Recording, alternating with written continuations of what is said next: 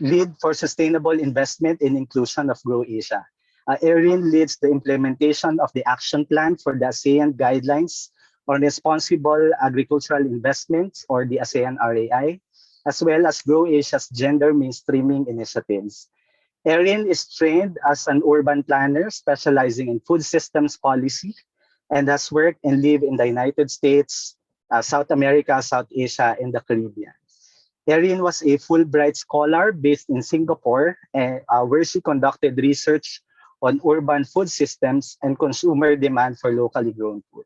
With that, over to you, Erin. Thank you so much, Vijay, and it's a huge pleasure to be here today. Thank you so much for the invitation. I'd like to add that although, as you just shared, Vijay, in my bio, that I coordinate the regional implementation of the ASEAN Guidelines for Grow Asia, there are many partners, some of whom I know are on the line today, who are also very much involved in the implementation of these guidelines. And of course, including the PPSA team yourselves. So it's really my honor to be here to share a bit of background and how the ASEAN guidelines on promoting responsible investment in food, agriculture, and forestry can also inform and help support both policymakers, private sector investors, as well as NGOs and farmer organizations to implement climate smart practices. So Vijay, you can go on to the next slide, please. Thank you. I wanted to share, just by setting a bit of context, about why we even need a set of guidance or guidelines related to investments in agriculture in ASEAN. So for those who might not know, agriculture and forestry account for about 12% of regional GDP, but of course, much more in some countries. And this GDP is driven largely by 15,000 agribusinesses in the region that employ over 100 million people in the sector. We also know that investments from particular regions, such as the EU, are heavily increasing in ASEAN, which means that investors functioning in ASEAN have to increasingly use sustainable practices during those investments. Next slide, please. But Grow Asia is also aware, hearing from our 580 plus partners across the region, that there are actually quite a few barriers to being able to invest using sustainable practices. So those would include social, environmental, economic, and good governance practices. So those barriers range from uncertain markets to high upfront costs and a lack of financing for investing in those sustainable practices, which often involves hiring consultants or working with others. And then differences across the region in terms of specific national policies that guide those investments. And lastly, that there are fewer standards that are specific to the agriculture and forestry sector related to investing, and a lack of harmonization among those standards, although we do see that changing. Next slide, please. So the ASEAN guidelines came in to address some of these challenges, and specifically were written in 2017 to attract socially, economically, and environmentally sustainable investments by becoming a guidance framework both for policymakers and investors to understand what and how to invest to reach these broader sustainable development goals, but also see financial returns. Next slide, please. The ASEAN guidelines cover 10 social, environmental, economic, and governance impact areas. And of course, today our discussion is focused on climate smart agricultural solutions, including how climate smart investments can mitigate risks and open new opportunities for agribusinesses and their partners. So you can see here that Guideline 7 is explicitly focused on climate change mitigation, but you'll hear from the other speakers today about how their climate smart practices are directly linked to social and financial outcomes, both for the investor as well as for farmers and surrounding communities. Next slide, please. There are several reasons why we see that the ASEAN RAI guidelines are particularly valuable to our partners. One is, of course, that they're aligned with existing SDG targets, applicable to any value chain in food, agriculture, or forestry. They're adapted from multiple international standards to fit the ASEAN context. And then lastly, and perhaps most importantly, these guidelines were written originally for policymakers and were adopted by the 10 ASEAN Ministers of Agriculture and Forestry in 2018. So although the guidelines themselves are a set of voluntary frameworks, they will eventually be integrated into national policy. Next slide, please. And who would be the target audience? Of course, ASEAN member states and policymakers themselves. At VG, you could just click through these for me, but as well as agribusiness investors, communities, SMEs, and agri-cooperatives, civil society players, and even financial institutions. Next slide, please. I wanted to specifically talk with all of you today about how private sector can leverage these guidelines. And again, coming back to the climate smart practices aspect, how investors can leverage these guidelines to better understand what those practices might look like and how they can benefit from these kinds of practices by following a set of regional guidelines. So the first reason that we've heard from our partners in the region is, of course, to prepare for this changing policy landscape that is increasingly going to require a focus on climate change mitigation and adaptation and integrating these kinds of climate smart practices. And Vijay, again, you could just click through these if you don't mind. Thank you. The second is, of course, to capture a $205 billion opportunity that's been identified by Bain Company in the region. This $205 billion opportunity exists per year all the way to 2030 for investors that are looking to increasingly use more sustainable practices in their investments into agriculture and food. There are opportunities to unlock sustainable financing, such as sustainability-linked loans or impact investments. It's a great way to communicate your commitments to climate change mitigation. It plays a strong role in building back better from COVID-19 and being able to actually use these practices to benefit communities. And then lastly, that there's an opportunity to learn from a network which is supported both by Grow Asia as a multi-stakeholder platform, PPSA the Philippines, and many other players, including Green Invest Asia, who you'll hear from next. Next slide, please. I want to dive in very briefly into Guideline 7, which is very much focused on climate smart practices that investors can use when they're designing and then implementing these supply chain investments. So Guideline 7 specifically talks about how policymakers or ASEAN member states should be developing, testing, and scaling climate adaptation measures themselves, promoting risk products that benefit smallholders, respecting indigenous and traditional knowledge linked to climate adaptation, and then addressing marginalized groups' greater vulnerability in the face of climate change. Vijay, next click. And the guidelines also specifically give ASEAN member states 3 key ways that they can implement these broad ideals into policies, again, to better inform private sector investors that are looking to use these practices during their own investments. Next slide, please. The ASEAN guidelines further go into a set of suggestions for investors, whether agribusinesses or financial investors themselves, and note that the private sector can play a strong role in improving resilience, mitigation, and adaptation to climate change by supporting research or by participating in private-public partnerships, using their business network to scale up and test best practices, through field staff and extension services supporting community adoption of climate smart practices, and actually avoiding business practices that exacerbate the effects of climate change. We also know that there's a specific role for financial sector actors who might be on the line, BJ, next click, which is to help develop climate insurance and other financial products for smallholders. So these are just some suggestions embedded into the ASEAN guidelines, and I'm happy to answer any questions about the details later on.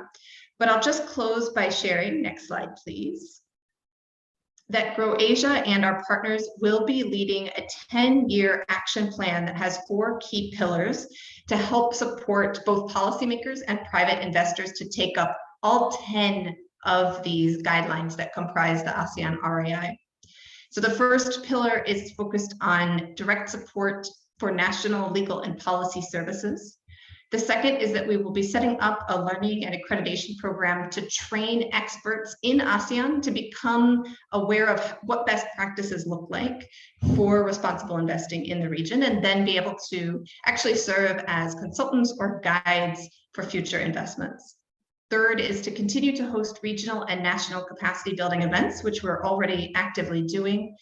And then last, focused very much on engaging investors by aligning tools that already exist to the ASEAN context and making them more available to partners that are interested in investing more responsibly, and highlighting best practice and possibly less good practice case studies, which we will be publishing later this year, about how many investors across the region, some of whom you'll hear from later today, are already implementing many, if not all, of the 10 areas of importance in the ASEAN ARIA guidelines. Last slide, please.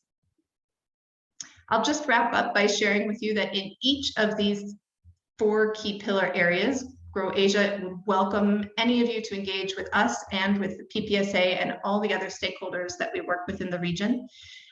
We are still very happy to include investors in our case study series. We'll be opening the Learning and Accreditation Program in 2022. We'll be inviting anyone who's interested to our regional events where we'll share learnings and best practices. And then, of course, ASEAN member states can receive the technical assistance they need to embed these guidelines into national policy. And to further engage with us, next slide, please, we welcome you to visit the website for the ASEAN RIE guidelines, which is managed by multiple partners. You can get in touch directly with myself or my colleagues at PPSA, and we look forward to hearing you. Again, thank you so much for the opportunity to share, and I'll very happily pass it to Christy to give a deeper dive into the climate smart solutions and share. Thank you, Vijay.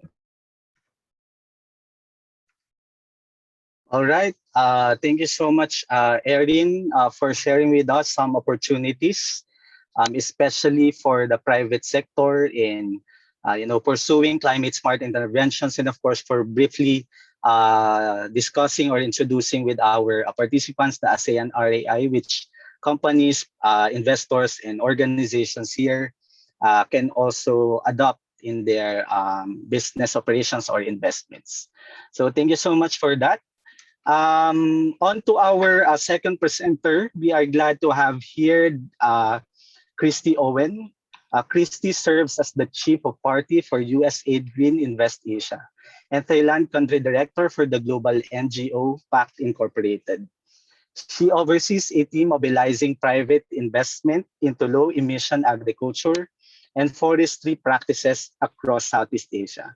She has spent nearly 20 years of designing and implementing environmental management, biodiversity, conservation, and climate change projects in the Philippines, Venezuela, El Salvador, Equatorial Guinea, and the Lower Mekong region. With this, over to you, Christy. Great, thank you so much, Vijay. Good afternoon, magandang hapon sa lahat. I used to live in the Philippines. It is a place close to my heart, and I regret not being able to join you all in person today. But it still remains a big pleasure to be here and explore the topic of climate smart agriculture at this event organized by the Philippines Partnership for Sustainable Agriculture. And I do want to thank the organizers for the invitation to be here. So as was noted in the introduction, my name is Christy Owen. I currently serve as the Chief of Party for USAID Green Invest Asia. I'm based in Bangkok, Thailand. I'm going to say a few words about USAID Green Invest Asia, and then a couple of thoughts around trends that we are seeing in the region related to climate smart agriculture and low carbon production of key commodities. And then finally, a couple of examples of the types of activities we have been supporting here in the Philippines, or I should say there in the Philippines. I think overall my remarks might be a bit brief, but I certainly welcome questions and the Q&A period. So if I could get to the next slide, please. So just again, a quick overview. USAID Green Invest Asia is a 6-year initiative funded out of USAID's regional mission in Bangkok. We work specifically with investors, banks, impact funds, equity managers, and companies, both multinationals and SMEs, to increase the amount of private sector financing for business models that lead to a reduction of greenhouse gas emissions at the land use level. And why do we do this? Erin alluded to some of the reasons in her presentations, but just to reinforce this, because land use change accounts for about 40% of greenhouse gas emissions in this region, and because ag and forestry companies comprise a large percentage of GDP for the region, as well as providing essential commodities for global supply chains. So unlike other regions, there's a specific need and opportunity here in Southeast Asia, in the Philippines, including the Philippines, to really make a difference in terms of the role of ag and forestry and climate change. So we have to date screened about 175 opportunities and identified 30 for further technical support. Our support comes in the form of technical assistance for both investors in their due diligence process, as well as for companies to help them become investment ready. We focus on investment opportunities in Cambodia, Vietnam, Philippines, Indonesia, Laos, PDR, and Thailand, with a very targeted interest in commodities that are most closely linked to deforestation and land degradation in the region. So commodities like coconuts, rubber, coffee, and cacao. Our goal is to mobilize $400 million for climate smart agriculture and forestry through leveraging our technical assistance as co-investment into opportunities that transform business as usual. As a result, we aim to reduce, avoid, or sequester 25 million metric tons of CO2 equivalent. And we actually believe, we do this because we believe there is a clear link with how money is invested and mitigating the impacts of climate change. So next slide, please. So I wanted to kind of reflect back, use this as an opportunity to reflect back a little bit on what we have seen and what we have supported over the last 5 years, working exclusively with the private sector. My team and I have seen some clear trends that have emerged, which are driving demand for the services that we offer. And these are all linked to the topic at hand today, climate smart ag and forestry, but mostly climate smart ag. And I think I can say overall, it's very fair to say that all roads are leading to reducing greenhouse gas emissions. First, there is a growing number of corporate climate commitments, right? These net zero targets. 115 businesses have accepted the climate pledge to be net zero carbon by 2040. And according to the International Shareholder Services, just over a third of the 500 companies in the United States S&P 500 stock index have set ambitious climate targets. This commitment is requiring companies to know their carbon footprint, not just for their scope 1 and 2 emissions, but also their scope 3, which gets all the way to the farm level. So as we like to say, you cannot manage what you do not measure. And linked to this measurement is setting targets. So we increasingly see more interest and drive towards the Science-Based Target Initiative, the SBTI, which is widely regarded as best practice for corporate climate action, with over 1,000 companies having submitted their targets, and the list is growing. So about a third of the companies that have joined this initiative are based in Asia, according to EcoBusiness. And the companies are increasingly see their targets as a way to future-proof their growth, save money, build resilience against regulation, boost investor confidence, spur innovation and competitiveness, while also demonstrating climate commitments and decreasing reputation risks to increasingly conscious consumers and shareholders. But to reach these emission reduction targets, we see that companies and investors are looking to nature-based solutions and regenerative agriculture. So these are trending themes in that kind of climate smart ag space that require understanding elements, including soil carbon pools and mitigation potential. So we have found through our work in supporting companies, not just in the Philippines, but also and specifically in Vietnam and Thailand and Indonesia, that there are significant emissions reductions that can be made at the land use level. So through better soil management, fertilizer reduction, diversified crops, agroforestry, conservation, restoration, set-asides. And these are all kind of fall within that realm of what we consider climate smart ag. There's just a little bit of a twist. Some of the lingo has started to shift into this nature-based solutions and regenerative agriculture, principally among investors, but also among some companies as well. So just getting back to that, companies are starting to embrace these measures as not only a way to save costs, but also as a way to improve their sustainability and the quality of their product.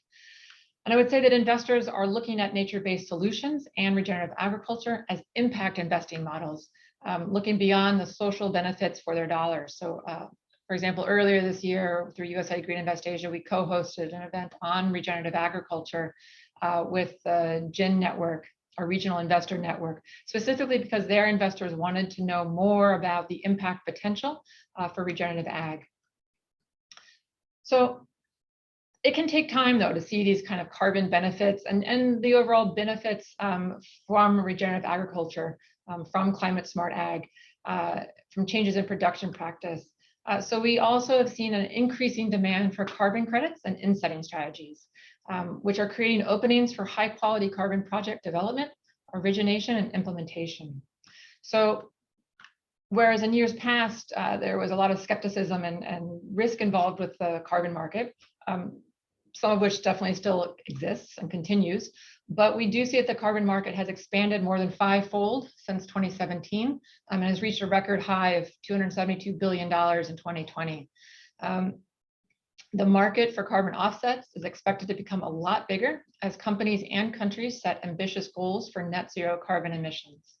And the Philippines recently increased its target to cut greenhouse gas emissions by 75% by 2030 under its commitment to the Paris Agreement on climate change, which is up from a target of 70% set 4 years ago. So there's some, this kind of fits with the overall global trends that we're seeing. And lastly, the trend that we're seeing is new sustainable sourcing requirements of these, particularly these major food and ag companies, as well as governments as part of free trade agreements. And this really links to the growing importance of sustainability standards, international trade agreements, free trade agreements, especially for the food sector.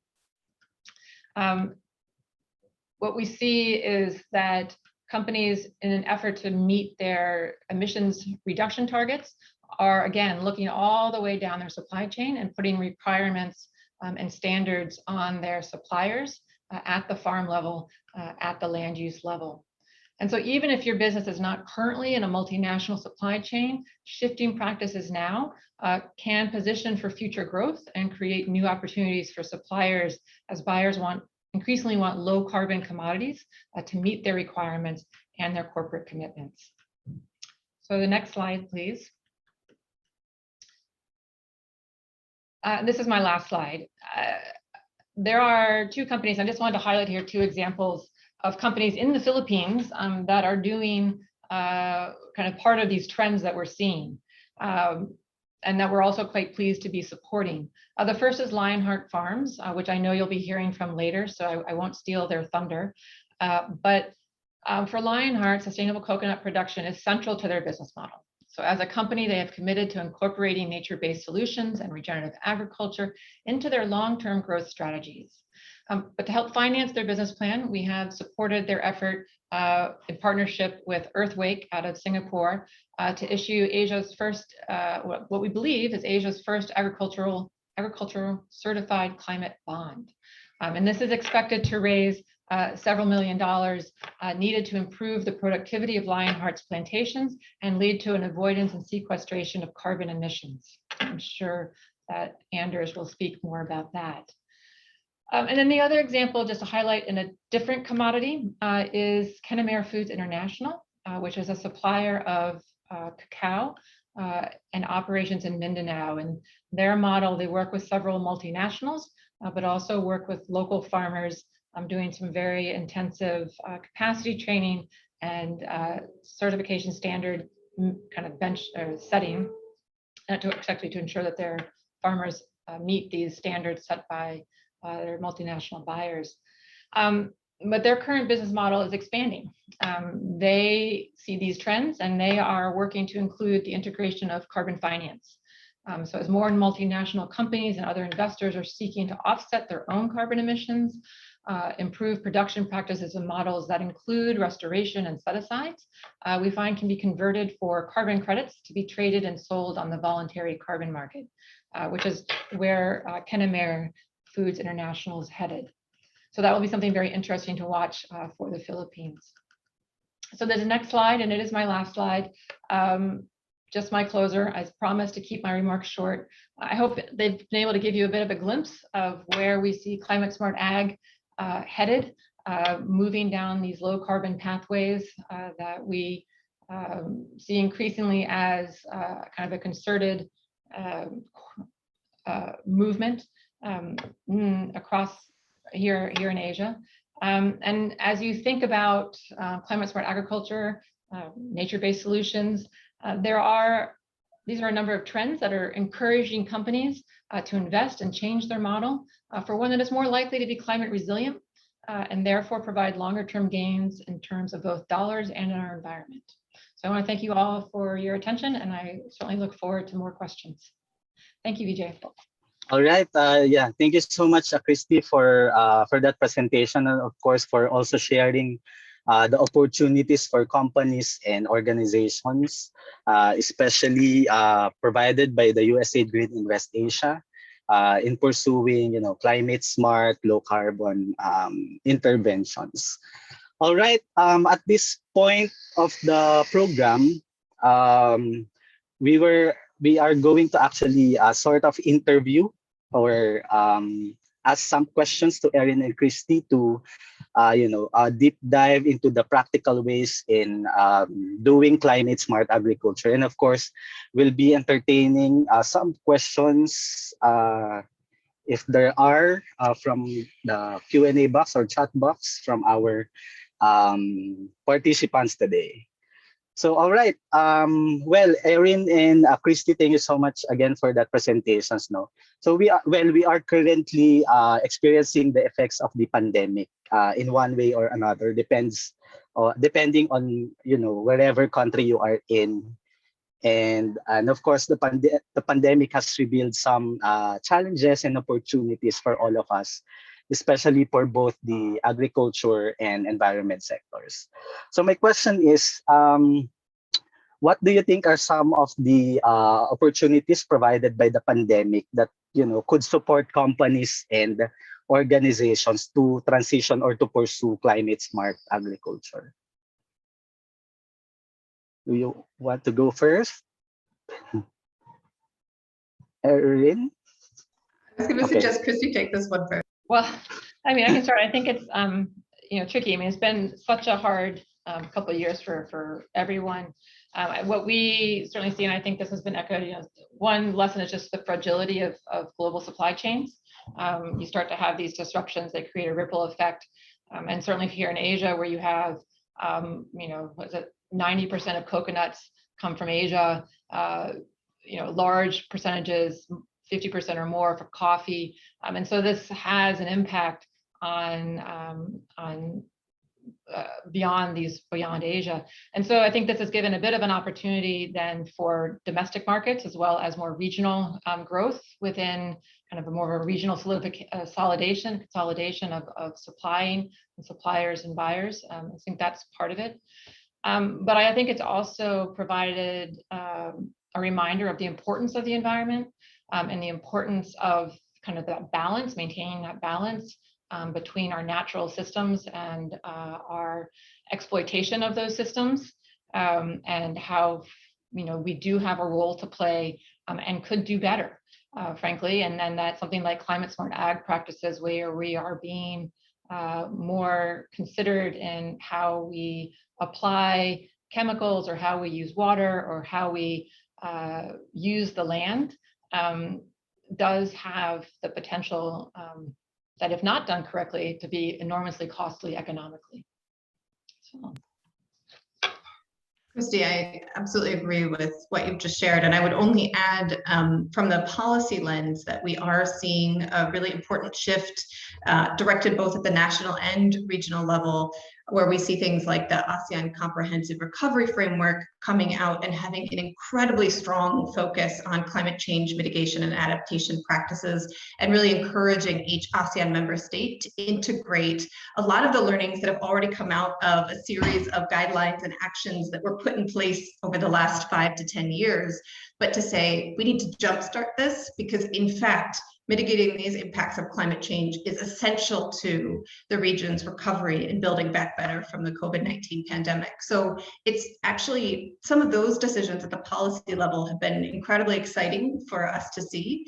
The ASEAN guidelines of promoting responsible investment are particularly called out as one of those strategies, but there's also a set of ASEAN guidelines for climate smart agriculture, which is getting increasing interest as a result of the pandemic. So I hope that this is a trend that we continue to see for the policy arena. Yeah, thank you so much. And I agree that, building back better is really, what we are needing, especially that really the pandemic has, impacted the whole ecosystem, the whole economy, and all the sectors. All right, so this another question actually talks about how we could do better for the environment. Well, just to share, I am part of the 2021 cohort of the ASEAN Climate Leadership Program organized by the GIZ, CIARCA, and the ASEAN Climate Resilience Network. I think some of my classmates and some facilitators are here, and during some of the context-setting presentations, the data revealed that the damages have been done by different sectors to the environment is really, really worst or big. And an IISD publication, or the International Institute for Sustainable Development, also revealed that agriculture is one, if not, the biggest polluter of the environment. So my question is, which is actually connected to what Diggy here asked in the chat box. So given the gravity of these damages, are there really ways to undo this harm in the context of of today's topic? And of course, how do we balance sustainability and productivity? I can just kick off with a few comments, but also looking at the participant list, I know that there are many experts on the line who know a lot more about this than I do. So the only thing that I want to add, actually from this kind of multi-stakeholder platform perspective, is that we are seeing a trend, especially among financial investors, to really encourage the shift toward, as Christy pointed out, nature-based solutions and regenerative agricultural practices, which actually do sequester carbon back into the soil. And so it's some of these examples of practices that are being driven by capital. I think that actually will help us see a greater shift back toward practices which in many cases are indigenous practices that were used by communities long ago. So moving back towards some of those ways in which we can actually capture some of that carbon, and then also use opportunities like what Singapore's recent Climate Impact X platform is aiming to do, which is to reinvest into best-in-class nature-based solutions and really drive that across the region. So I'm excited to see, again, this shift from investors to push us in this direction. Yeah, I would agree that there's probably people in the audience who have much more experience on this than I do, and I just look at it from a kind of regional lens and the trends that I see. And certainly, even here in Thailand, early on, after a few months of lockdown, there were reports of protected areas and animal species that were, making their way back into areas that were previously devoid of certain species. And I think that's the kind of thinking, and that kind of drives the optimism that if we do shift how we grow our food, how we manage our forest, it is possible to pull back some of the damage that has been done to our environment. But it requires, not just, a company or a government or an NGO. It requires a real partnership, and it certainly requires financing. This is where the investors play a really key role to shifting some of their criteria and their metrics, and starting to better incentivize a shift in these practices, because we can see that it is possible to recover. It just requires a consolidated effort among multiple partners. Okay, thank you so much for that responses. There's a question by Ricardo Orge, and he would like to know if there a standard way of evaluating a practice or business to consider it low carbon. There, There's a few standard. tools Okay. out there. One of the tools that we've used for a couple of companies as well as investors is the Cool Farm tool. It's not, there are gaps to it, but there's also, it kind of depends, to be honest, what you want to measure, how deep you want to go in your measurement. I mean, what's the purpose for measuring, right? I mean, I think part of the purpose of measuring is to identify recommendations for changes in practices, but there's also specific tools for measuring if you want to, say, enter the carbon market. And so a lot of it will depend on what's the purpose of why you want to measure. And just to add on that, again, as a multi-stakeholder platform, there are many NGOs and organizations, including Green Invest Asia, that GrowAsia talks to and will actually often recommend to our partners. So we have a long list of consultants and firms that are very much experts in doing these evaluations, and happy to connect anyone who might be looking for some suggestions to a long list.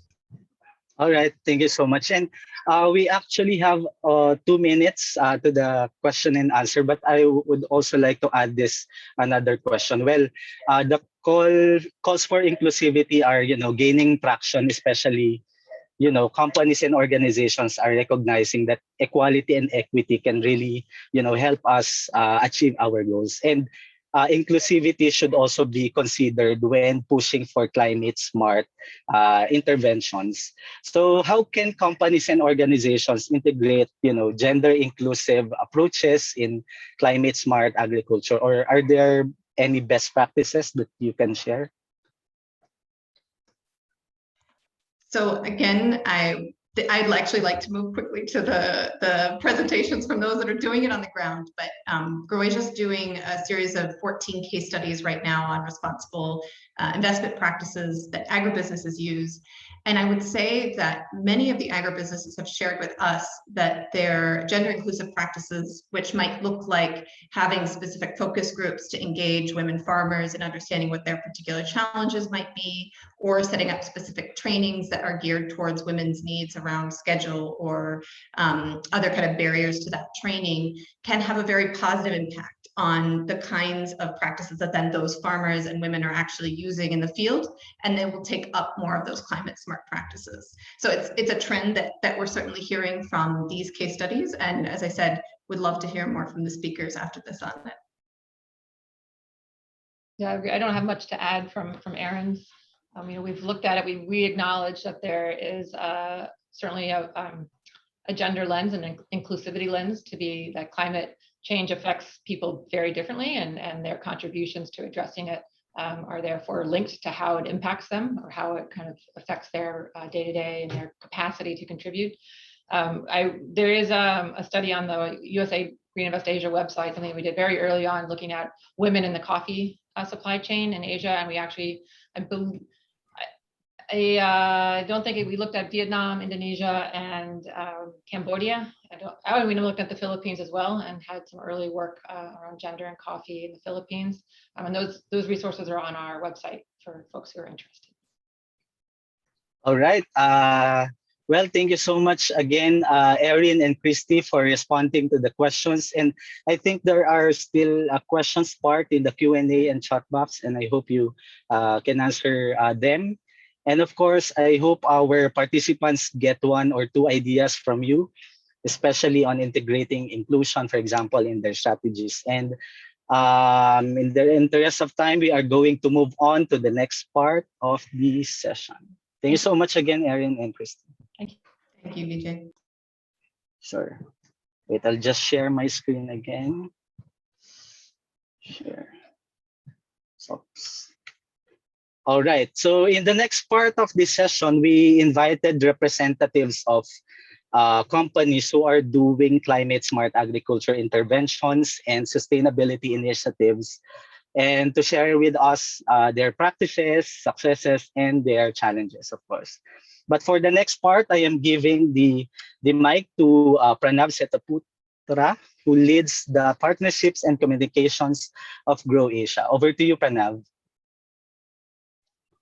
Thank you, Vijay. So the two speakers that we have today for you come from Pilmico and from Lionheart Agritech. The first speaker is Katrina Mercado. She's the Corporate Social Responsibility Supervisor of Pilmico Foods Corporation based in Iligan City. Kat oversees the implementation of Project Silk, which is an inclusive and sustainable sourcing of corn project that recently won the inaugural Europa Sustainability Awards 2021 by the ECCP, so the European Chamber of Commerce in the Philippines. And this is the project that's going to be at the heart of her presentation today. Kat has more than 7 years of experience, both in corporate social responsibility as well as in child rights protection. Kat earned her social work degree from Mindanao State University in Marawi and her Master of Teaching and Social Work from the Catholic University of America in Washington, D.C.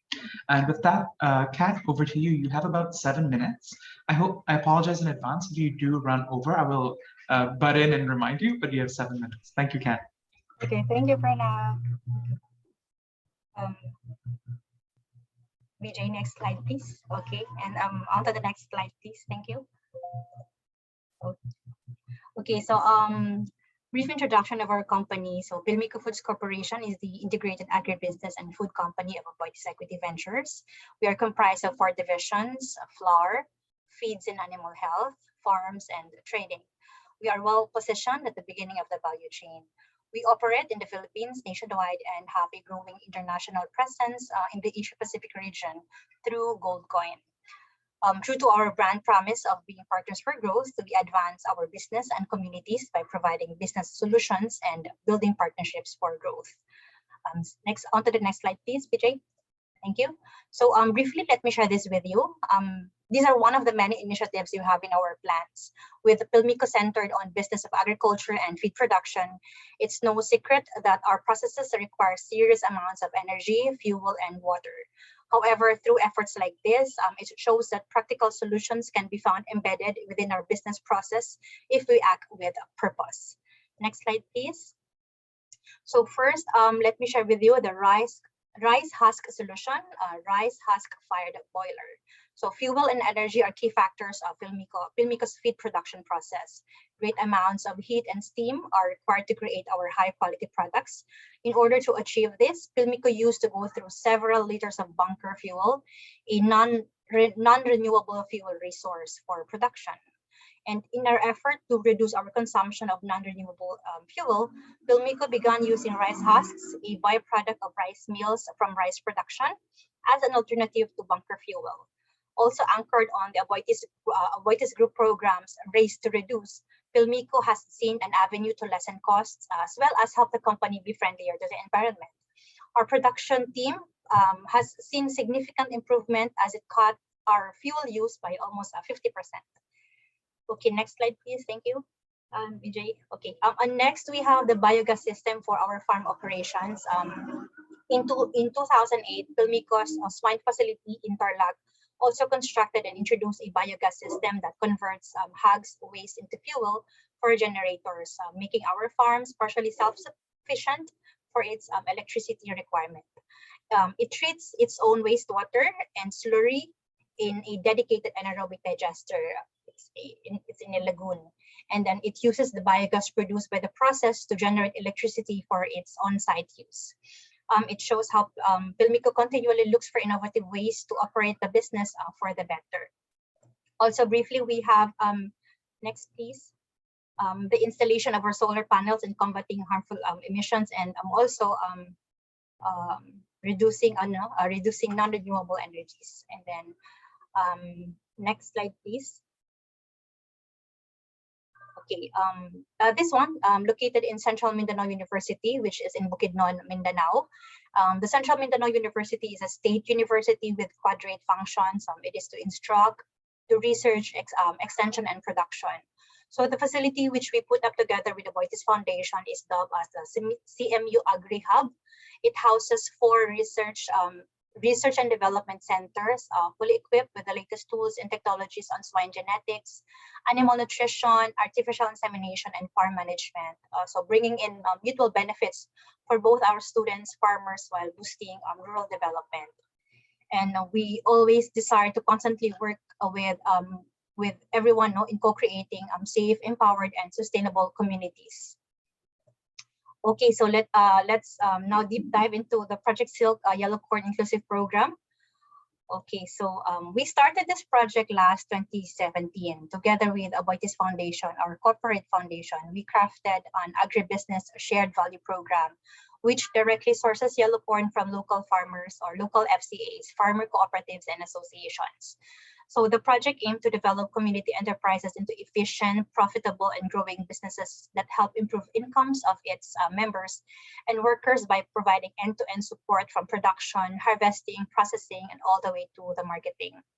So Pilmico, Aboitiz Foundation, the Department of Agriculture, Go Negosyo are among others act as enablers, where we ensure a holistic intervention is provided to the organizations which we are partnering with.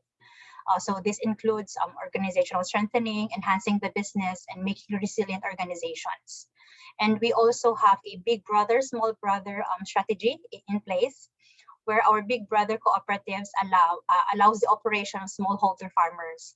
And then the big brother consolidates produce from smallholder farmers, removing logistical costs, in effect allowing smallholder farmers to save costs on fuel, manpower, among others, as they build up themselves, eventually to becoming the big brother that they have partnered with. And then the project also provides capability or empowerment, technical, livelihood, and technology trainings and technology introductions even. And then it also provides access to financial assistance to help improve the production and post-production operations of the organizations which we are partnering with. And then we also have asset donations and donation of supplementary source of income to augment the incomes of the organization. And then benchmarking visits, very important, facilitation of learning sessions and knowledge sharing with other big organizations or big brother cooperatives and associations present in the locality. And then most importantly, registration of the business in compliance to the government substantiation document requirements. Compliance to this creates other opportunities for the organization to also sell to other feed millers and other corn buyers. So the company has been steadfastly initiating programs that serve to advance the business where we do business. Through our Project Silk, we have been able to sustainably and holistically uplift our adopted communities, and more importantly, the success of this program serves as a model that can be emulated and scaled across the country to reach and better the circumstance of even more communities. And then briefly lang, BJ, onto the next slide. These are the series of trainings that we had conducted with our partner organizations. Training on resiliency, training on organizational development, training on other additional sources of income.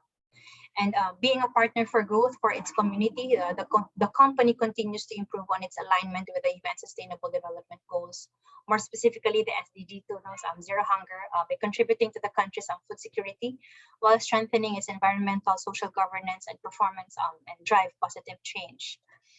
And next slide, please. Just recently, as Pranav has shared, we bagged the 2021 Europa Awards for Sustainable Food and Nutrition for our yellow corn sourcing, the Project Silk. Yes, this is organized by the European Chamber of Commerce in the Philippines, ECCP, and it seeks to promote and recognize companies with exceptional performance and contributions in promoting sustainability and in keeping with global standards and the Philippine Development Plan. And also just recently, next slide please, the Project Silk is set to expand to more local corn consumers to a greater number of farmer cooperatives and associations as it works with fellow stakeholders in the government's Pilipinas Kontraguto. This is a government initiative that increasing smallholder farmer productivity income. This is a collective effort of the government, NGOs, the academic and private sector to address the root of the nation's concern on hunger, striving to improve food production and distribution, to repurpose food surplus, to curb malnutrition, and to reduce hunger incidences caused by crisis. I have seen a few of my colleagues from the Filipinas Contra Gutom present in this learning session. No? So hi guys. And then onto the next slide, please, Vijay. I'm nearing. This is actually my last slide. No, at the heart of everything we do, we always be in our deep sense of responsibility. We always are relentlessly seeking ways to integrate economic growth with societal good, to create meaningful progress that drives change for the better world, creating value led by values, delivering profits guided by purpose.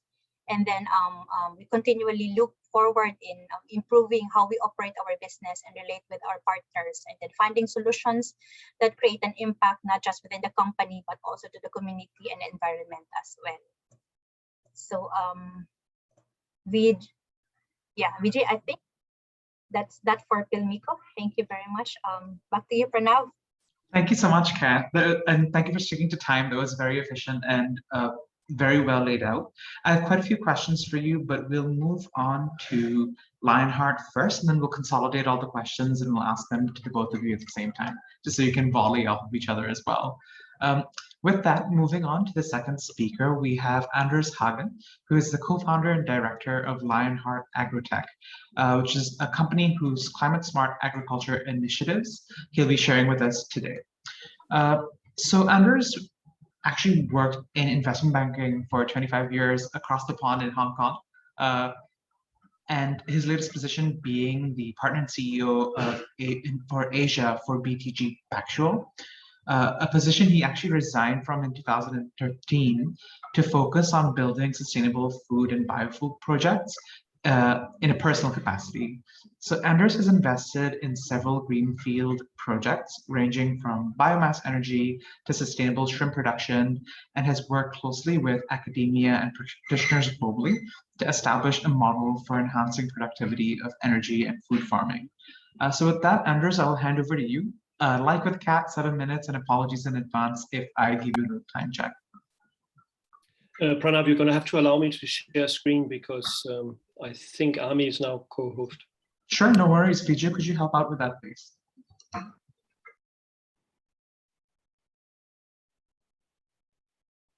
Anders, can you try? Yeah, I think we're good now. Sure. Great. I'll give you an extra minute, don't worry. Generosity, we like it. Okay, so segueing straight from that bio into Lionheart. So we formed Lionheart in 2015, and that was, I would almost say it was site specific. If you look at this map, we were invited by PCA, Philippine Coconut Authority, and the local government to develop an ancestral land area in Rizal municipality of South Palawan.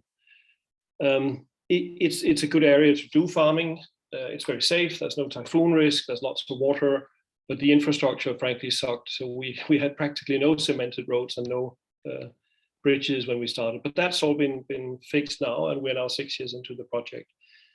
I want to share with you the engine room. Okay, so why do I want to be a coconut farmer if I was an investment banker? Isn't that a step down? And it isn't. It doesn't have to be. If you think about calories produced per hectare, okay, the traditional farmer in the Philippines, Indonesia, everywhere else really, he's got 100 trees, they're getting old, he himself is getting old, but he produces enough calories. So calories is a good common denominator. He produces enough calories to feed about 8 or 10 people. That's 5,000 kcal per year per hectare. So the food productivity per hectare in traditional coconut is about 8 to 10 people. Now, so our plan was to plant a high yielding variety, which is hybrids. Typically that triples the yield per tree. And we're certainly seeing that. So that already helps, right? That's a good step up. Now we're feeding, 25, 30 people per hectare. If we irrigate, that's expensive. So you need patient capital to put irrigation in. It's very expensive.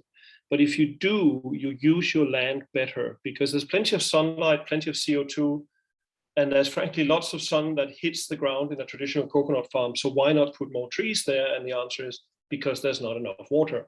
So if you have access to irrigation, which we do, we have a huge catchment area behind the farm, then you should put irrigation in. And that means you can put 4 times more trees per hectare. You see, there's no black magic here, right? This is very simple, step-by-step, increasing the productivity on a coconut farm. But the big leap, of course, is if you harvest the sap from the coconut flower, rather than letting the coconut develop. That sounds a bit silly, but in reality, I've got this little model here of a coconut tree. About half of the photosynthetic sugars that are developed in the tree go into the bunch of coconuts. Now you can't see it here. 3/4 of that is essentially wasted in husk and stem and shell and these things that have no food and beverage value, right? If you harvest that sap before it turns into the coconut, you quadruple the number of calories that you can harvest and sell into the food and beverage industry.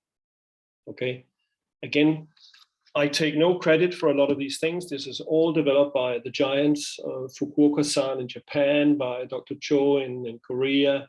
PCA has been very, very helpful. But we put all these things together and we have now 50 times higher productivity on a hectare of coconut. This is the engine room. This is sort of the basic idea. Now, we integrate vertically because if you look at the coconut industry, there's a lot of people who are very good at processing coconuts, and there's a lot of small farmers. But it's very difficult to plan the processing if you don't have exclusive access to raw materials. So we decided to put the two together. We do that by having a factory where we extract the sugar juice, like I say, concentrate it, and turn it into various high-value products.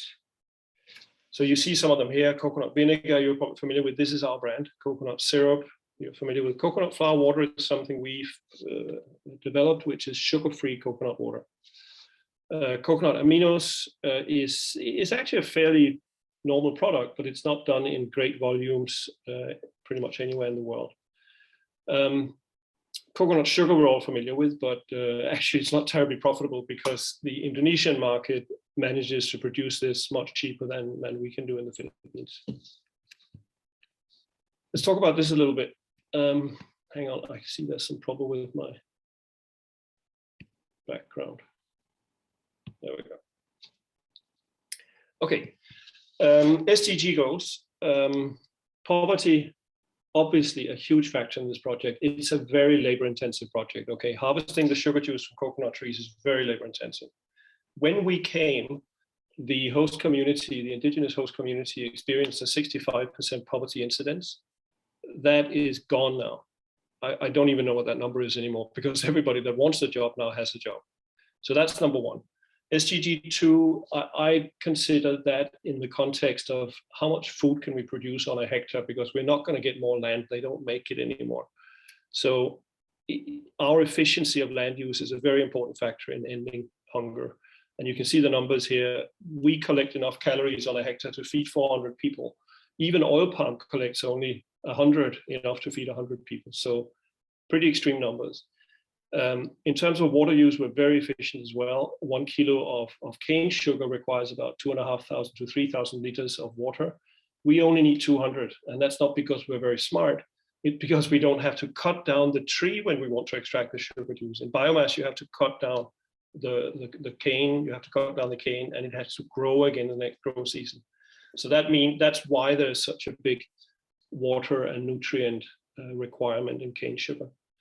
Now, in terms of sustainable growth, this is really more of a sort of a multiplier effect that we've experienced in Rizal.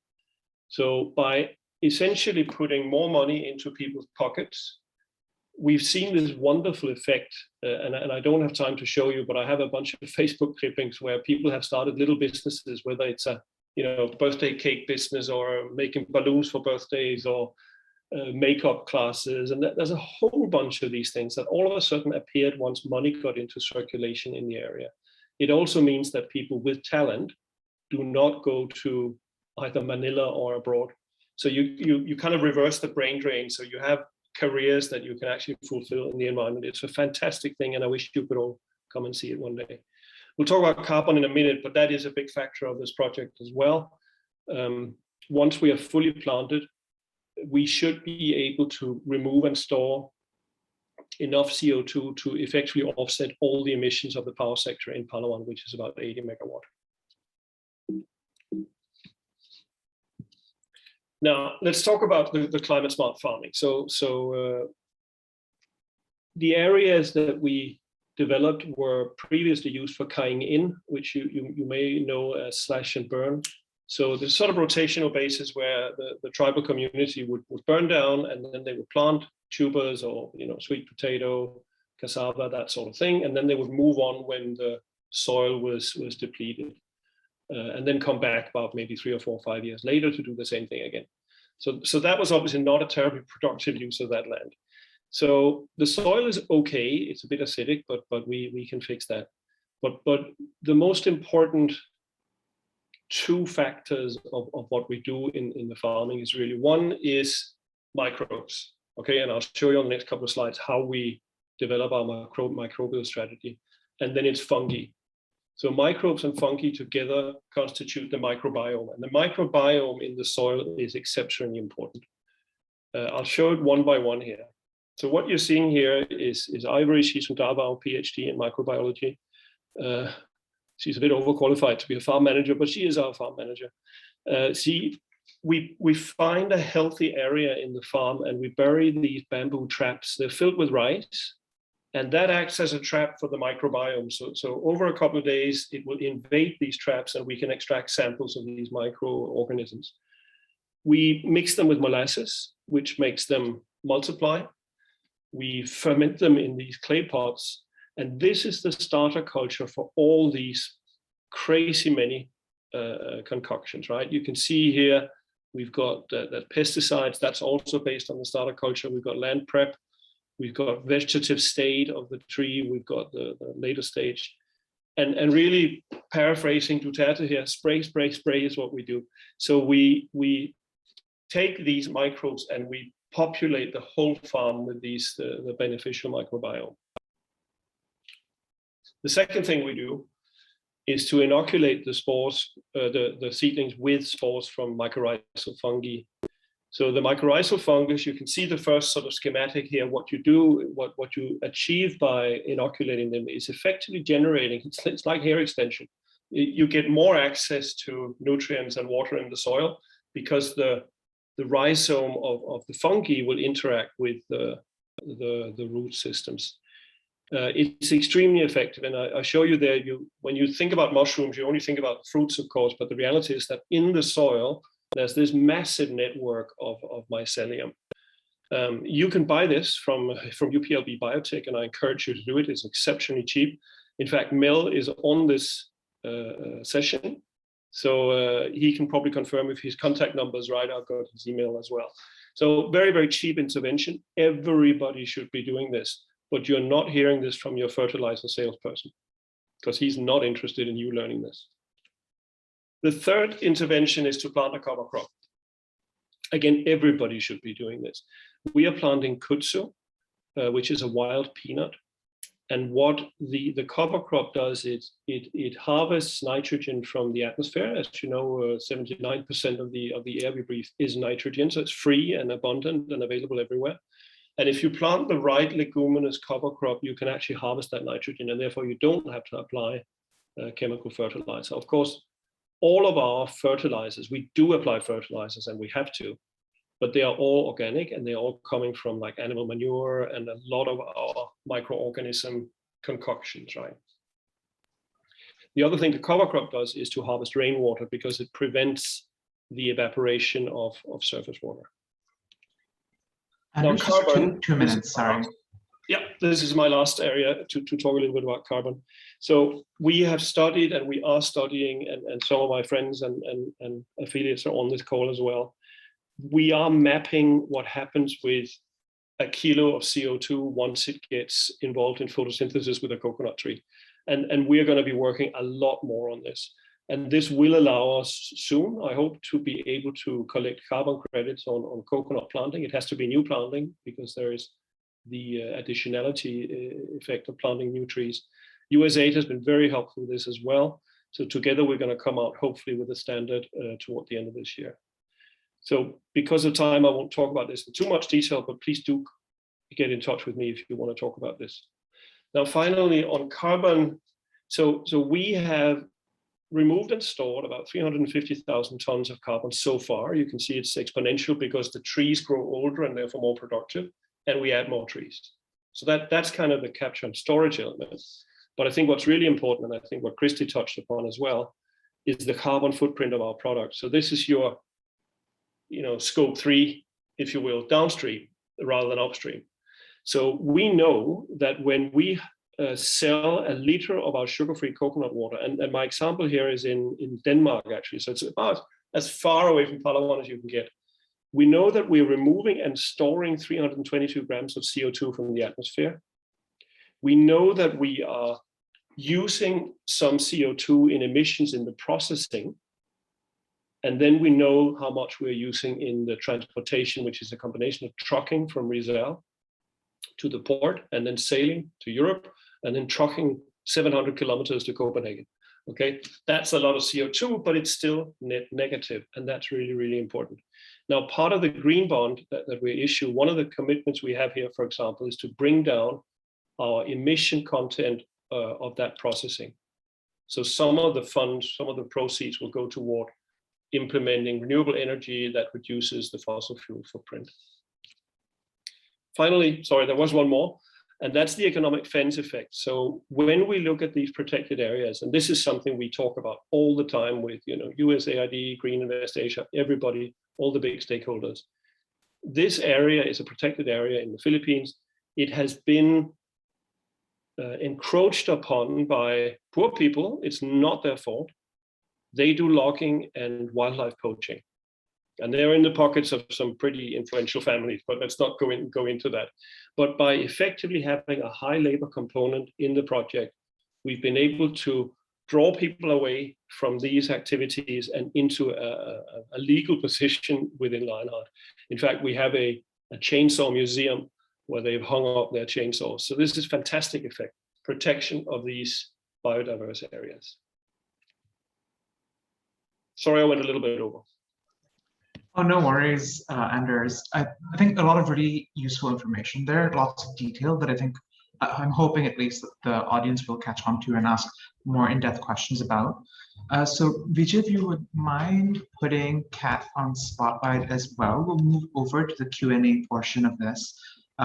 So how it'll work for the audience is that we'll have a Q&A with the two panelists for about 10 to 15 minutes, and then we'll move on to the open forum where we'll actually be having all of us will be having a conversation together about how we can help each other and move forward and promote the adoption of more climate smart agriculture practices within your own organizations or operations.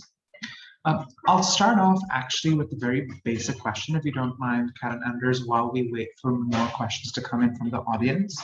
And that's really about what led you to adopt these climate smart agriculture practices.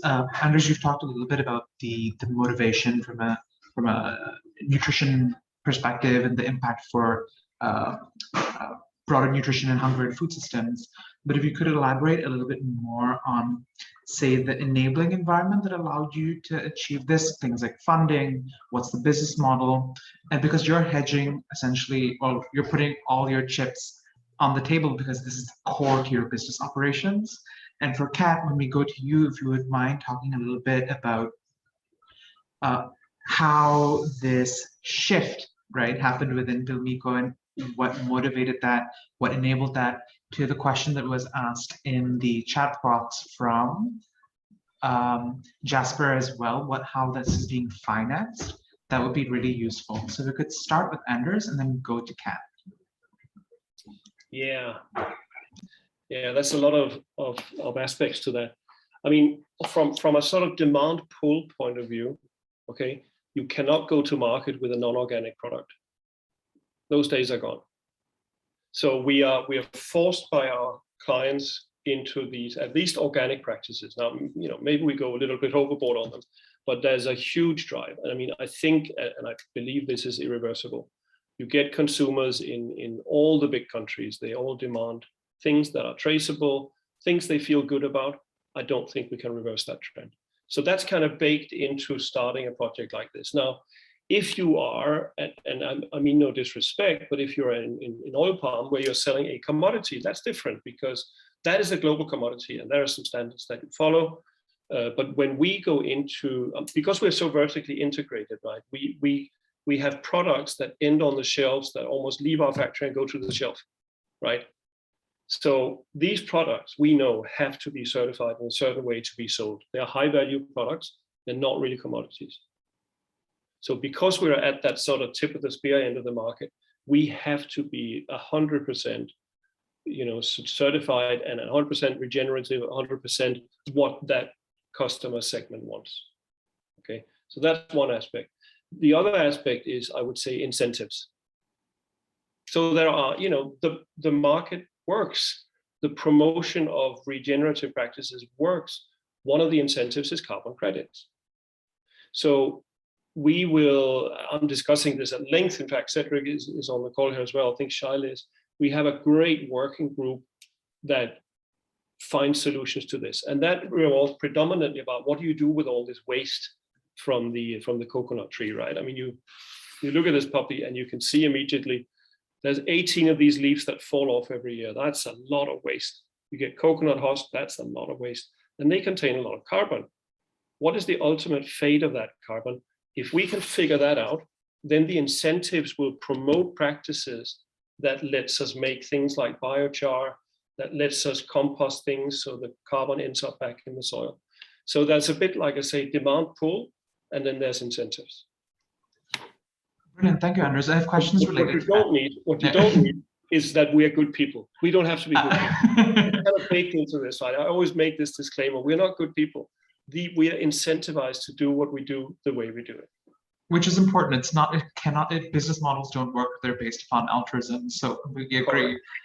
Kat, going to you, would you mind elaborating? Okay, so because Pilmico, as I've said, sits at the beginning of the food value chain, and we have both the privilege and responsibility of working closely with the food and agricultural sector, who we consider our partners for growth. The company really envisions a sustainable future where food systems are resilient and equitable, and that we are very much committed to ensure that this will be achieved, and we are working towards for its achievement. So also, it is also embedded in our core values with Aboitiz values, really making sure that all the sides are being taken care of and are well looked at.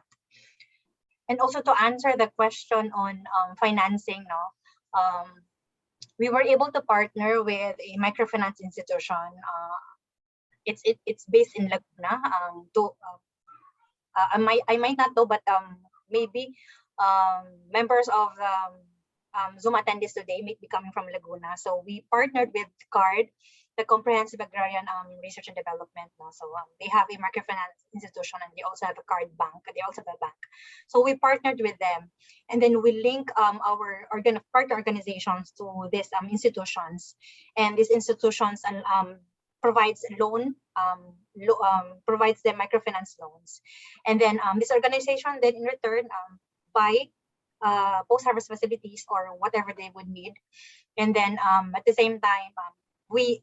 At the end of Pilmico also at our end, we make sure that the organizations really pays the microfinance institution where they were able to loan them the amount. And also we make sure that we are paying the organizations with what is really meant to be paid for them, because we wanted to make sure that they are able to pay off their loans from the card bank. That one. Thank you so much, Kat. And actually tied to that question as well, I'll go to Kat first and then to Anders, is about there's this general perception that CSA entails higher investments or higher costs. The question is that true? And If so, how do you mitigate these increased costs? How do you balance productivity, sustainability, and cost efficiency? Essentially being what's the business case? And just you've touched on this a little bit earlier, and you've talked about the incentives of carbon credits. But I was hoping that both of you could elaborate a bit more on that, starting with Kat. Okay. As I've mentioned a while ago, we have to avoid these values: integrity, innovation, teamwork, and responsibility. So the innovation is really embedded in our core values of the company. And with this, now we have defined small incremental changes that positively impact on how we do things. There's always the constant drive to innovate, and look for alternative sources, especially more cost-effective resources. And then although you cannot deny for the fact that sometimes they will be costly. But if you look at its long-term effect, you will be able to understand it much, and you will be able to appreciate it much better. Look at its long-term effect, not just its short-term or immediate effect. And then, yeah, we do that, and then because the company has a mindset of not viewing sustainability as a cost of doing business, but actually a way of doing good business. That's fantastic. And presumably, if you don't mind a follow-up question, does that mean that the work here is not embedded into one sustainability or CSR department? It's really embedded into all levels of operations? Yes. Because it's CSR driven, it's company driven, so everyone is putting on their stakes, and especially what we do internally as it resonates to our partner stakeholders outside the company. So we have that. We have series of initiatives, as I've shared I think 4 initiatives I've shared a while ago, and that's form parts and parcel of the entire innovations and sustainability initiative that we work with our organization and other business units in Avoides. Thank you, Ken. Anders, over to you about incentives. Yeah, I don't think we ever had a choice, to be honest, right? I mean, we couldn't build the business and say, hey, let's just use chemical fertilizers and all that stuff. I just don't think people would have bought the product, right? So we were not really faced with that decision where we sat at a board meeting and say, shall we use chemical fertilizers or not? It was not an option. Having said that, is it more expensive? Yeah, but not actually probably in the way that most people think. I'll tell you what the real expense was: delay. Organic fertilizer creates delays in maturing of the trees. So it probably costs us a year of potential income that we used organic principles. Okay, so that was the real expense. It's not that organic manure is more expensive than chemical manure. That's not the point. It was the delays. Okay, thank you, Anders. And then turning to another set of questions is, how then do you provide advice to other organizations that are struggling to adopt CSA? If, Anders, as you said, you never had a choice, so it wasn't really about transition, was it? It was from the beginning, it was built into your business model. And from Kat, from you as well, it's part of Pilmico's ethos. And so for another organization, what advice would you have for them if they were struggling to adopt practices? I'll starting with Kat, if you don't mind. Okay, so start small, start small, and then align with your company values, and then this will then resonate to your business operations. It's not, how do you say it? It's not a walk in the clouds now. It's not an easy feat to start with. When we started, there was distance on both sides, a lot of sides actually, but if you really keep on instilling it and help putting tangible and intangible benefits, if we do this thing, if we do this stuff, people will later on appreciate it. Just continue, continue. There's the sustaining power of introducing innovations, introducing sustainable practices, introducing climate smart agriculture practices.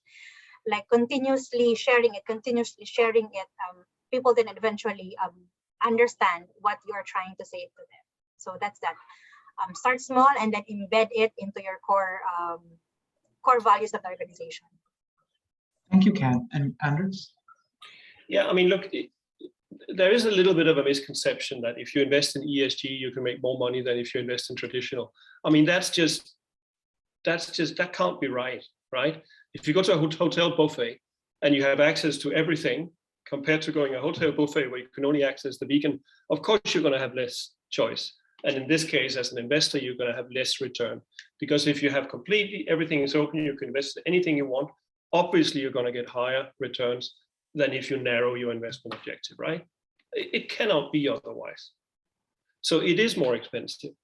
I think often about Maersk, for example, Maersk Shipping, who is in this, competition, global competition about shipping. It's really tough competition. A lot of these companies are not public, so you don't get, nobody has any say in how they manage their business. But Maersk wants to run on green fuel, which is 3 times more expensive than traditional fuel. How do you break that? I don't know.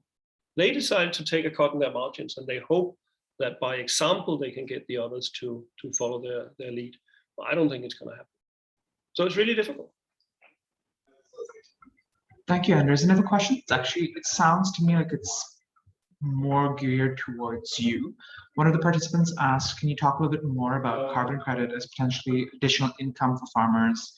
And what are some of the challenges that you see in the carbon markets in the Philippines, if any? Yeah, I can talk about that.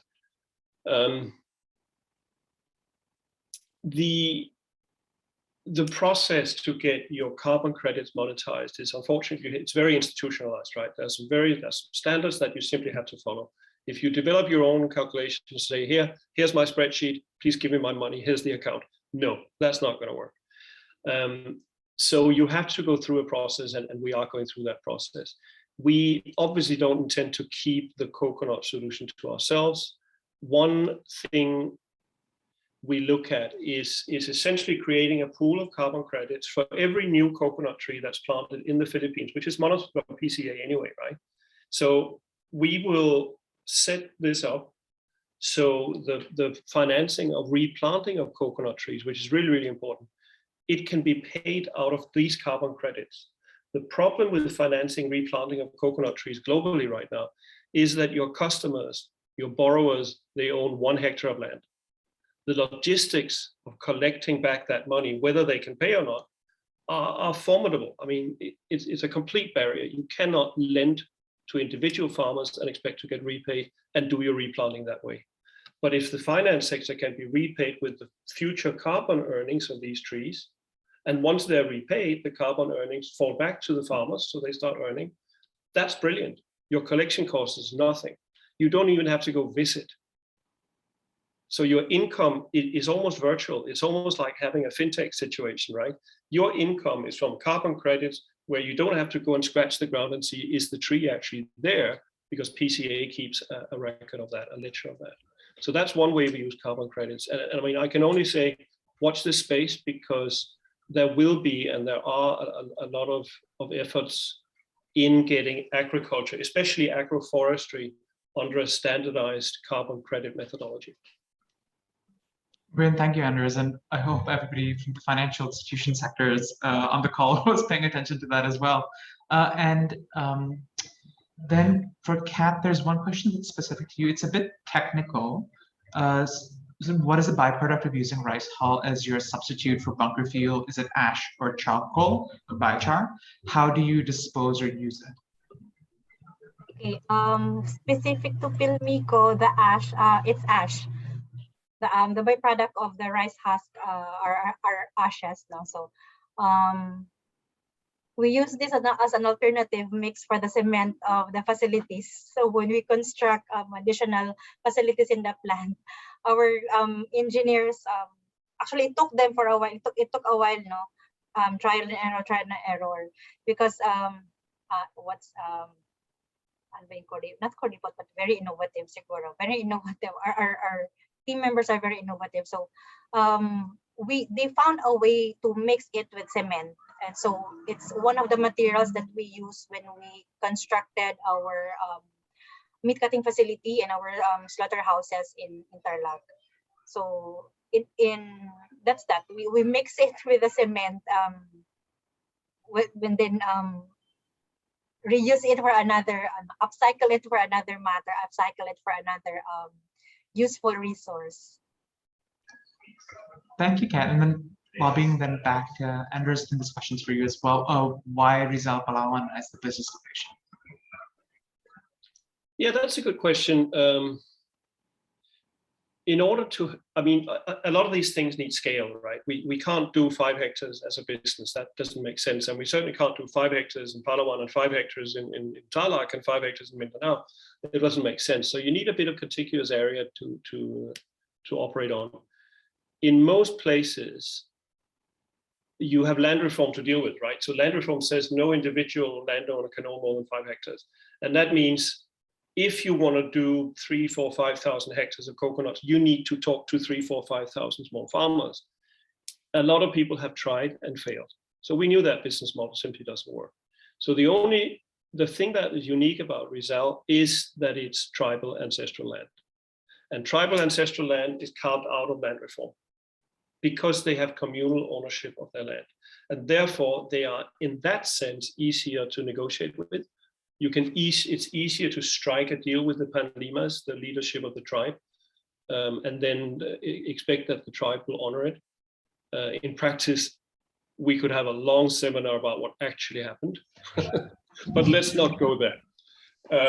But that's the reason we chose tribal land. So we had to interact with NCIP, National Committee for the Indigenous People. We did FPICs. Our latest FPIC gave a 99% support for our project. So we're very, very popular down there.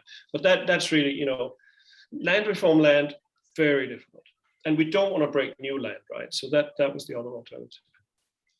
And so then move on to that. Well, we have quite a few questions left, but we have to wrap up and move over to the open forum. But just as a final question for the both of you, Anders, you've talked about this a little bit. How do you essentially incentivize farmers to buy into your programs and adopt the CSA practices? You've talked a little bit about obviously if there's livelihoods involved, people will come. Is there anything else that you would add to methods that you've adopted in order to encourage farmers to initially partake in your program, especially when it wasn't already reaping results? And the same question goes for Kat. Like, how do you get farmers on board? Maybe we'll start with Kat, if you don't mind. Sorry, perhaps how do you get farmer on board to adopt the practices that you are asking them to adopt from the communities around you? Okay, how do we do it? We do it with the government. We need all the help that we can get. When we do trainings, we also invite our seed company partners. We do that, and we also invite the agricultural personnel from the Department of Agriculture. We do a lot of stuff together because we cannot do it alone. And sometimes those expertise are not inherent to Pilmico, and it's not inherent also to Abaitis Foundation. So we get experts to do it with us, and constant follow-up, constant monitoring. That's one of the things that we make to ensure that it's being done and it's being sustained. So aside from Pilmico, we enlist the help of other stakeholders in doing that. Oh, brilliant. And obviously as CroAsia and the PPSA, the minute we hear that partnerships were involved, very happy to hear it. Anders, what about you? Yeah, it's a great question. There's a bottom-up answer and there's a top-down answer. The bottom-up answer is we are engaging with a lot of small farmers in South Palawan. And the way we do it is basically say, look, you have 1 hectare of, let's say it's productive coconut trees, because we can't deal with those that are too old, right? So let's say it's a hectare of productive coconut trees. We know what he earned last year. It's typically 25,000 peso, right? $500 a year.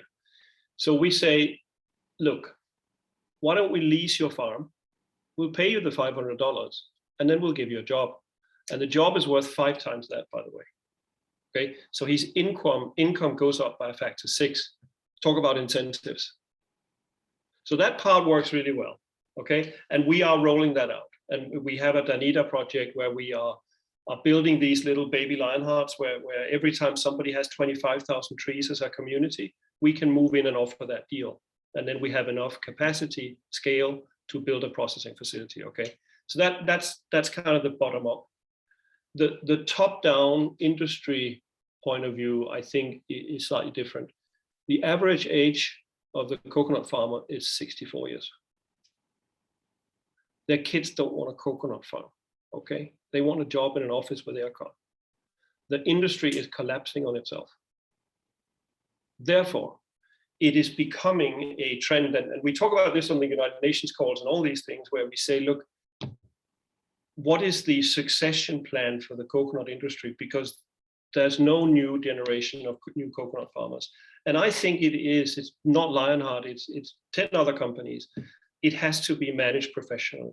This is what happens with cane is always run by big companies, right? Pineapple is run by big companies. Oil palm is run by big companies. Coconuts, not at all. I think we're almost the only one, at least in the Philippines. So I think that is the trend that we have to move this from a bunch of small farmers that are very unproductive into a commercial SME industrial solution. Which would necessitate deep level collaboration at national scale involving all partners, especially I would say the private sector. Thank you both so much for your time for this. Anders, there's another question for you in the chat box, in the Q&A box. If you would mind just typing it out after this, that would be really appreciated. But otherwise, thank you so much, Kat. Thank you so much, Anders, for taking the time for this presentation. Really useful insights. If you can stay, please do. We're about to move over to the open forum, where we'll hear from the other participants as well. So moving over, Vijay, if you could, to the next slide. And apologies for me constantly looking up, by the way. That's the screen that I'm actually looking at. This one's a bit small, unfortunately. Yes, so for the participants, we have these questions that are on the board. We've heard quite extensively from Kat and from Anders about the challenges that they've experienced and the positive drivers, especially, I think we focused on quite a lot during this conversation. If we could spend maybe no more than 2 to 3 minutes in case anybody wants to add your own points for things you've experienced when it comes to adopting more climate smart agricultural practices, that would be fantastic. All you have to do is use the raise hand function, which I think, depending on the version of Zoom you're using, should be at the bottom of your screen. There should be a little raise hand button, or it would be under your chat box. There should be a button there. So give people some time in case anybody wants to raise your hand, then we will unmute you so that you can share your own views. Agnes, was that an accident? I see your hand is up.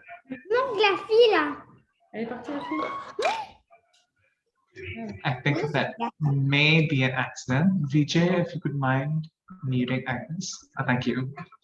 Does anybody want to contribute specifically to point number 1 and 2? So any pain points or challenges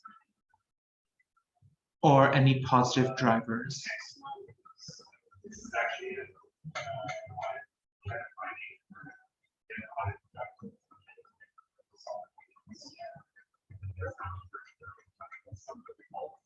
Okay, I'll give people maybe another 10 seconds in case, or everybody or I'll just assume that everybody agrees with the points that Anders and Kat raised during their presentations. And so then turning to the third question is really, how can we better work together to promote and adopt climate smart agriculture and low carbon agriculture production in the value chains that you're working in? I think a good way to start maybe is if anybody has specific requests either for the PPSA or USAID Green Invest Asia, bearing in mind that for the PPSA, it's very much geared towards who is in the network, so access to other organizations that you can collaborate with. And with USAID Green Invest Asia, it's that technical expertise to support you. Would anybody like to raise your hands? And maybe voice some of the resources, expertise, experience you'd like to get access to so that you can do this more effectively in your own work.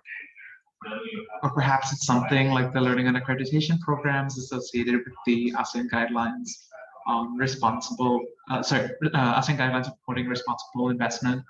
in food, agriculture, and forestry.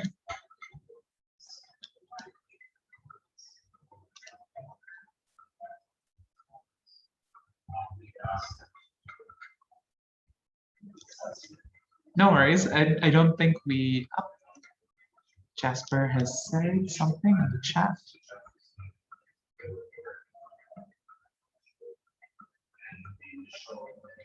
Jasper, would you like to make your voice your thoughts in person? You've been given. Okay, this is Jasper Talyada from Phil Rice. What I see here is that for us to have a good outcome for the climate smart approaches that we are trying to promote in our country, for example, we need to have a sort of economic benefit first, no? Because that's what farmers, that's what people want, that they could earn something, they could put, at the end of the day, they could put some money into their pockets, they could raise their family and generate a sustainable income, okay? So that so we should develop certain development models, development projects for these farmers, okay, that should work well. Just like, for example, what Pilmico is trying to promote with their project Silk. And we should make sure that that project will work. And then any aspect about climate smart will be integrated into this development model. So it becomes something like a co-benefit for this development project. In that way, we could be more or less assured of the sustainability of this development project. That's my idea. Thank you so much.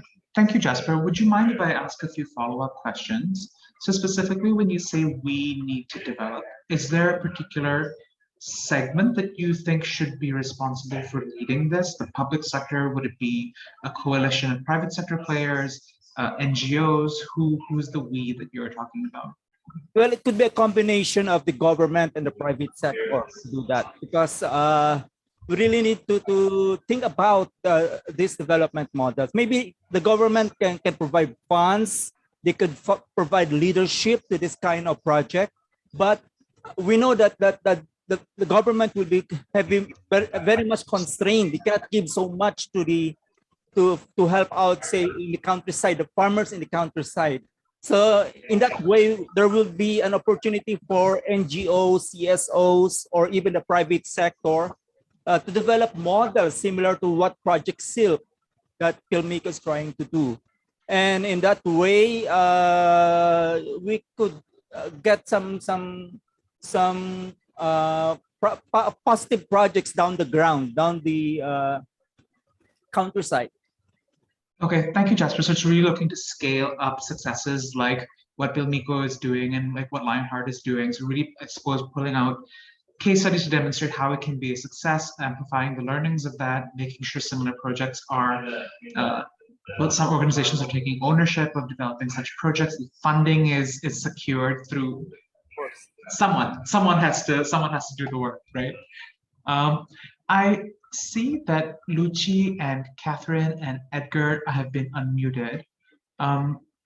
Would any one of you want to comment? Were you unmuted because you asked to be so? I was asked to probably you've been sacrificed, Luci? Probably raise my question, which was not actually brought up earlier to the panel. Okay. I'm not sure. Okay, this is the question about Rai and CSC performance. Do you want to, actually, before I get to that, just to make sure that everybody else that has unmuted yourself, does anybody want to respond specifically to the points that were raised by Jasper? Okay, Luci, please go ahead. Okay, so I'm not sure if this goes to the two panels to our guests earlier, and probably the rest of the participants can also share their experience, no? So I'm interested of knowing the collective and the continuing experiences or advocacy work from among our private sector partners in advancing RAI or CSA, from among the business community, including the new entrants to the business, no? and side by side with the government, ensuring that the practices are spread, circulated, adopted, or embraced, and even sustained by the larger private community. And along this, I'm pretty sure that there are quite a number of challenges faced by our private sector partners. So along this, how are they seeing or looking at the CSO's roles to help them support or advance the whole or the entire promotion of RAI or CSA within the private sector? Great, thank you so much, Luchi. Actually, with that, we have two of our colleagues on the line, Erin Sweeney and Borj, who both work for Grow Asia, working on the RAI work. Borj, would you want to unmute yourself and maybe respond or point out other partners that you know are currently promoting the adoption of RAI that are already on the call? Although I think the latter might be a bit mean to put somebody on the spot. Would you be open to responding, Borj? Hi, Pranav. Yes, certainly. And if you don't mind just introducing yourself really quick as well, Borj. Definitely. Yes, good afternoon, everyone. I'm Christy Borj from Grow Asia, Regional Programs Officer, and working closely on the adoption of the ASEAN RAI guidelines. And thank you, Ms. Wuchi, for your question. And well, there are, as Erin mentioned earlier in her presentation, there are a lot of partners in the region specifically working for RAI, not just Grow Asia.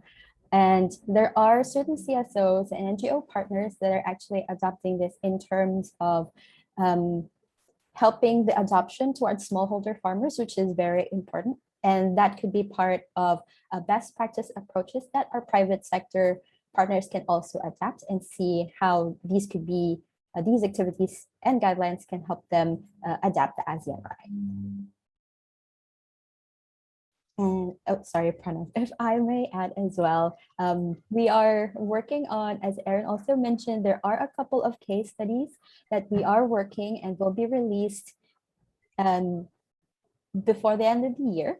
And these case studies highlights agribusinesses in the region that have specific experience in responsible investing in their supply chain. So there are a total of 14 case studies with different commodities and different countries.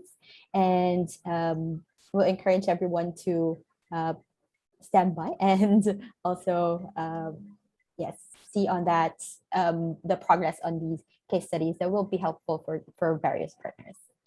Thanks, Pranav. Thanks, Borj. Sorry for putting you on the spot, but thank you for that response. So yes, everybody look out for those case studies. Once they're ready, we will make sure to send it to everybody that's on the call. I could actually, Vijay and Ami, put one of you on the spot and try to respond to both Luchi and Jasper's questions. So for Luchi specifically, what the PPSA is doing to support the adoption of RAI. And for Jasper's question, what role an organization like the PPSA plays in trying to promote the adoption of more CSA practices across the Philippines, whether it's at a project level or maybe something at the national level. Who would like to speak? I was about to raise my hand. Thank you, Ami. Thank you. So I actually wanted to, first before PPSA, I wanted to share about the Pilipinas Contributum, which I think Kat mentioned during her presentation earlier. So it's not specifically about climate smart agriculture practices or RAIs per se, but what they do is that this is a private sector led initiative, and PPSA sits as one of the secretariat, part of the secretariat team, is that we continue to find ways to maybe advance the knowledge of the companies in the call or in the consortium, in the group, and then we organize sessions to maybe help them explore best practices, learn from each other, learn from the practices and processes of each other. And in fact, the last session that we organized for the Pilipinas Contributo members is the last two sessions were about, number one, precision agriculture, and then number two, about inclusive agriculture value chains. So we invite various experts, and also we invite companies to present their current business models, and then we provide a venue for them to discuss how they can scale up those models. So that's one way that we maybe promote RAI and CSA practices. And of course, in the sectoral or macro level part, we also work with the government in, of course, drafting some national action plans.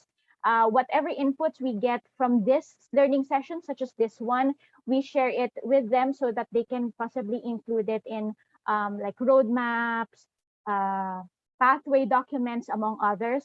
And also at the value chain level, we also inject these concepts in working group discussion so that when companies and organizations come together, they also, of course, prioritize, for example, gender mainstreaming practices, gender inclusive practices, and other climate positive approaches.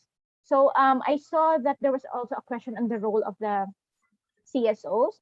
So for the PKG or Pilipinas Contributum, there are also civil society organizations included in the group. And of course, once companies look at how they can pilot partnership models with the farmers, of course, the role of the NGOs the roles are very important because they are the ones who facilitate the partnerships, among other, of course, functions that they can do for the partnerships. Thank you for now. Thank you, Ami. Very comprehensive and hit every nail on the head. Thank you so much for that. I think looking at the time, I think this is a good point to end the open forum. And Vijay, I'll hand back to you to close the session. If you could also share maybe the contact information for the PPSA in the chat box, just in case people don't have it. It is in the slides, I know, but just in case to make everybody's life a bit easier to put that into the chat box. Thank you, Ami and Vijay. And Vijay, back to you. All right. Thank you so much, Pranav, for moderating the second session, and of course to Anders and Kat for their presentations and the responses to the questions, and of course to our audience here who have actually actively participated in the discussion. So I'll just share my screen to some few polls. So now, before we end this session, we actually have two polls right here. The first one is we want you all to be part in suggesting the next knowledge exchange session in PPSA. So if you could respond to the poll, which general topic or topics would you like us to organize next? You may answer in multiple. Wait, I'll just launch the poll. All right, I hope you can see the poll. And then, of course, the second question is, are you interested to co-design or co-organize the next or succeeding learning sessions in PPSA? So I will give you, again, around 15 to 20 seconds this time. And the answers to these poll questions are not anonymous, so we are chasing you after this webinar session to contact you for possible partnership in organizing the succeeding sessions. All right.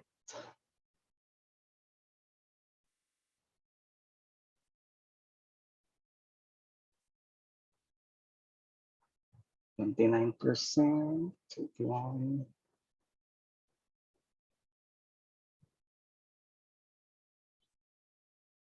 I'll share later the result of the poll. I think 47, 49%.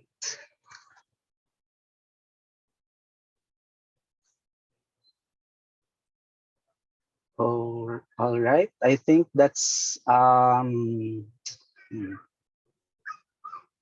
okay. I'll end the poll now. I'm sharing the results. So as you can see, a lot of interest in doing or in discussing value chain tools and frameworks. Also, of course, equal votes for local governance in agriculture and youth in agriculture. And we've also a lot of votes from to discuss agricultural research, certifications and accreditations, and of course, the crop-specific learning exchanges. And many are interested to co-organize a learning session with us. So I think that's a good result for us, and of course to our members and partners of PPSA. And there's another last poll, just to hear the feedback of all the participants. So how was the session for you? So I'll just launch the poll to help us in re-evaluating our succeeding sessions, and of course adjust based on this the ratings that we will get from you. I'll give you also around 10 to 15 seconds to answer. So this time the answers will be anonymous.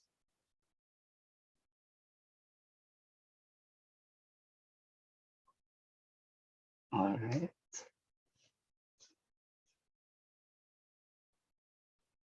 Seven to 1.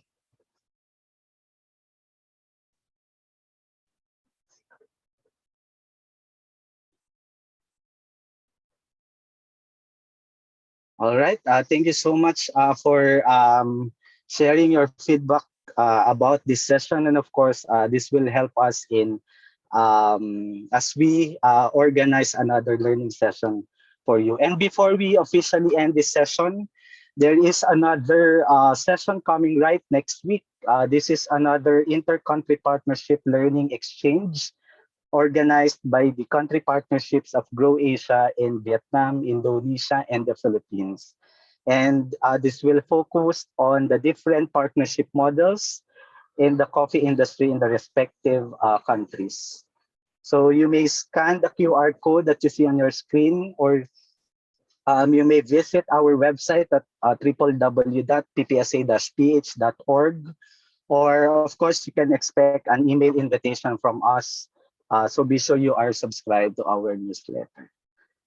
So I hope you already scanned or noted the QR code or the link where to register. So, all right. Again, thank you so much to all our speakers, all our panelists, and of course to all our participants for making this session productive. Of course, expect the email from us sharing with you the presentations and the recordings of this webinar session. So again, thank you so much, and keep COVID-free, everyone. Thank you. Thank you. Thank Thank you, you. everybody. Thank you. Thank you. Thanks, Erin. Thank you, everyone. Thank you Thanks, so much, Goish. everyone. VJ Yeah. and Amit, do you want us to stay for some kind of debrief, or is that not necessary? We can. Thank you.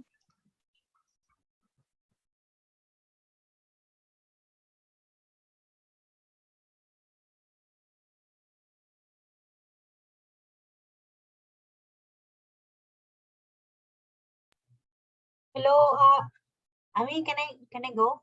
Okay na? Ami. Yes, Kat. Yes, Kat. Salamat. Bye-bye. Thank you.